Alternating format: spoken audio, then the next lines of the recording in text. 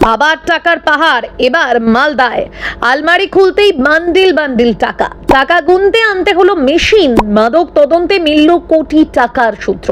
বীরভূমের পর চাঞ্চল্য মালদায়, ব্যবসায়ী বাড়িতে পুলিশের বড় অভিযান। বীরভূমে বিপুল পরিমাণ নগদ টাকা উদ্ধারের ঘটনার রেশ কাটতে না কাটতেই এবার মালদায় ফের চাঞ্চল্যকর অভিযান চালালো পুলিশ। মালদার মঙ্গলবাড়ি এলাকায় এক ব্যবসায়ীর বাড়িতে তল্লাশি চালিয়ে আলমারি ভর্তি নগদ টাকা উদ্ধার হয়েছে। এত পরিমাণ টাকা পাওয়া গিয়েছে যে তা গোনার জন্য ঘটনাস্থলে টাকা গোনার বিশেষ মেশিন আনতে হয়েছে। ঘটনাকে কেন্দ্র করে এলাকা জুড়ে ব্যাপক চাঞ্চল্য ছড়িয়ে পড়েছে। পুলিশ সূত্রে জানা গিয়েছে, উদ্ধার হওয়া টাকার সঠিক পরিমাণ এখনো জানা যায়নি, কারণ এখনো টাকা গোনার কাজ চলছে। অভিযানে মালদা জেলা পুলিশের পাশাপাশি স্পেশাল অপারেশন টিম এবং দক্ষিণ দিনাজপুর জেলার পুলিশও উপস্থিত ছিল। যৌথভাবে এই অভিযান চালানো হয়। যার বাড়িতে অভিযান চালানো হয়েছে তার নাম দিলীপ সাহা। তিনি মঙ্গলবাড়ি এলাকার একজন ব্যবসায়ী। তল্লাশির সময় তদন্তকারীরা বাড়ির আলমারি খুলতেই বান্ডিল বান্ডিল নগদ টাকা দেখতে পান।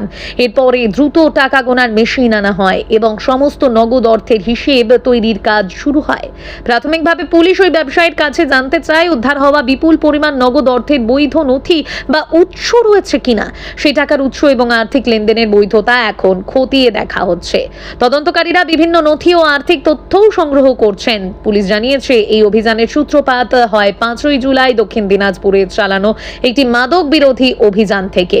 ওই দিন বেআইনি কাপ সিরাপ পাচারের অভিযোগে প্রায় 1500 বোতল কাপ সিরাপ উদ্ধার করা হয় এবং 4 জনকে গ্রেপ্তার করা হয়।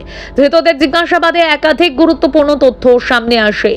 তদন্তে ধৃতদের কাছ থেকে পাওয়া তথ্যের ভিত্তিতেই মালদার ওই ব্যবসায়ীর নাম উঠে আসে বলে পুলিশ সূত্রে খবর। এরপর তথ্য যাচাই করে 2 আগস্ট রাতে মালদা জেলা পুলিশ ও স্পেশাল অপারেশন গ্রুপ যৌথভাবে মঙ্গলবাড়ি অভিযান চালায়। সেই অভিযানে বাড়ির ভিতর থেকে বিপুল পরিমাণ নগদ অর্থ উদ্ধার হয়। এই ঘটনায় রাজনৈতিক মহলেও জোর চর্চা শুরু হয়েছে। বিভিন্ন সূত্রে দাবি করা হচ্ছে ওই ব্যবসায়ী একজন তৃণমূল নেতার ঘনিষ্ঠ অনুগামী। তবে এই দাবির বিষয়ে এখনো তদন্তকারী সংস্থার পক্ষ থেকে কোনো আনুষ্ঠানিক মন্তব্য করা হয়নি। তদন্ত শেষ না হওয়া পর্যন্ত এই বিষয়ে নিশ্চিত সিদ্ধান্তে পৌঁছানো সম্ভব নয়। উল্লেখ্য, কয়েকদিন আগে বীরভূমের মোহাম্মদ বাজারে মিনার মণ্ডলের বাড়ি থেকে 28 কোটিরও বেশি নগদ টাকা এবং প্রায় 5 কেজি সোনা উদ্ধার হয়েছিল। তদন্তকারীদের দাবি, সেই নগদ অর্থ ও সোনার মোট বাজার মূল্য 50 কোটিরও বেশি। পরে তদন্তে টুলু মণ্ডলের নামও সামনে আসে এবং তার সম্পত্তি ও আর্থিক লেনদেন নিয়ে তদন্ত শুরু হয়।